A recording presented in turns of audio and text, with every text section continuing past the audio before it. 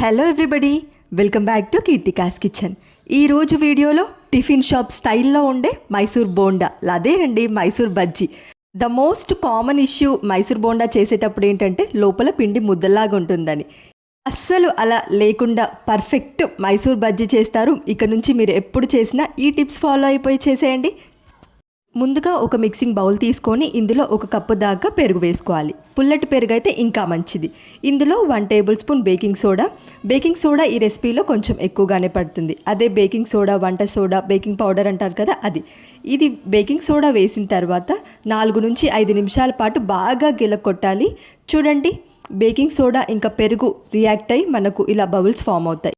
ఇలా baking soda పెరుగులో వేసి బాగా గిలకొట్టిన తర్వాత మనకు మంచిగా పెరుగు ఫర్మెంట్ అవుతుంది.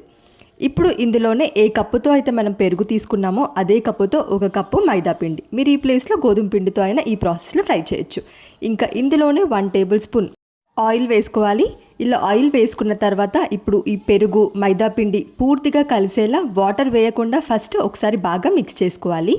ఈ మైసూర్ బోండా రెసిపీలో మనము అస్సలు వాటర్ వేయకుండా పెరుగుతో మాత్రమే కలుపుతున్నాము. అస్సలు ఉండలు లేకుండా పెరుగు ఇంకా మైదాపిండి పూర్తిగా కలిసేలా బాగా ఒకసారి మిక్స్ చేసుకోవాలి. చూడండి, ఇక్కడ కన్సిస్టెన్సీ మనకు కొంచెం లూజ్గా అనిపిస్తుంది. ఇలా బోండా వేసి చూస్తే మనకు అర్థమైపోతుంది. ఇలా కొంచెం లూజ్గా అనిపించినప్పుడు ఇందులో ఇంకో 2 టేబుల్ స్పూన్ల మైదాపిండి వేసుకోండి. ఇందులో గుర్తుపెట్టుకోవాల్సింది ఏంటంటే ఇది మనం పెరుగుతో మాత్రమే కలుపుతాం, వాటర్ అస్సలు వేయకుండా. ఇలా కరెక్ట్గా 2 టేబుల్ స్పూన్స్ మైదాపిండి వేసిన తర్వాత ఇప్పుడు ఉండలు అస్సలు లేకుండా పెరుగులో ఈ పిండి పూర్తిగా కలిసేలా మంచిగా మిక్స్ చేసుకోవాలి.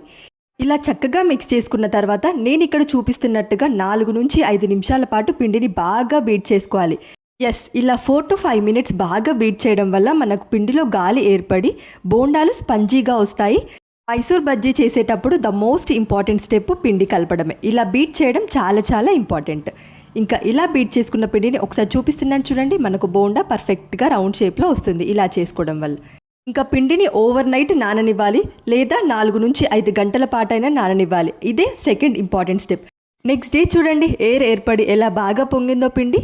ఇంకా నెక్స్ట్ ఇందులో అల్లం ఇంకా పచ్చిమిర్చి దంచి వేసుకుంటున్నాను, లేదా మీరు సన్నగా చాప్ చేసుకునైనా వేసుకోవచ్చు. ఇందులోనే 1/2 టేబుల్ స్పూన్ జీలకర్ర, టేస్ట్కి సరిపడా సాల్ట్ వేసుకొని ఇప్పుడు మళ్ళీ 2 నుంచి 3 నిమిషాల పాటు పిండిని బాగా బీట్ చేసుకోవాలి. ఇలా బాగా బీట్ చేసుకోవడం వల్ల పిండి ఎయిరీగా ఫామ్ అయ్యి బోండాలు అనేవి ఫ్లఫీగా వస్తాయి.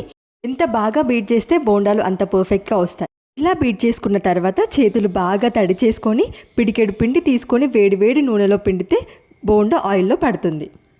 ఒకవేళ ఇలా చేయడం రాకపోతే మనం పునుగులు ఎలా అయితే వేస్తామో ఆ ప్రాసెస్లో కూడా చేసుకోవచ్చు.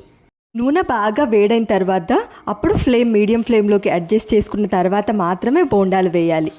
మనం ఫస్ట్ వేసిన బోండా ఆయిల్లో పైకి తేలుతుంది చూడండి. ఇలా వచ్చిన తర్వాత అప్పుడు స్పూన్తో ఇంకా ఇలా ఫ్లిప్ చేస్తూ మీడియం టు లో ఫ్లేమ్లో అడ్జస్ట్ చేసుకొని మంచి గోల్డెన్ బ్రౌన్ కలర్ వచ్చేంత వరకు ఫ్రై చేసుకోవాలి.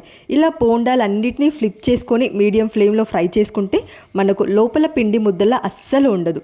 చాలా సింపుల్గా మైసూర్ బోండా టిఫిన్ షాప్ స్టైల్లో ఇంట్లోనే ప్రిపేర్ చేసుకోవచ్చు.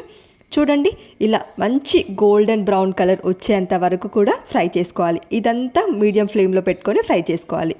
ఇంకా ఇవే ప్రాసెస్లో మిగతా పిండితో కూడా చేసేసుకుంటే మనకు వేడి మైసూర్ బజ్జీ రెడీ అయిపోతుంది. ఇలా పిండి కలిపేటప్పుడు ఇంకా మ్యారినేషన్ ప్రాసెస్లో ఈ టిప్స్ ఫాలో అవుతే మనకు మంచి పర్ఫెక్ట్ మైసూర్ బజ్జీ ఇంట్లోనే ప్రిపేర్ చేసుకోవచ్చు. ఈ రెసిపీ నచ్చితే వీడియోని లైక్ చేయండి. ఇలాంటి మరిన్ని ఇంట్రెస్టింగ్ రెసిపీస్ కోసం ఛానల్ని సబ్స్క్రైబ్ చేయండి. Thank you for watching.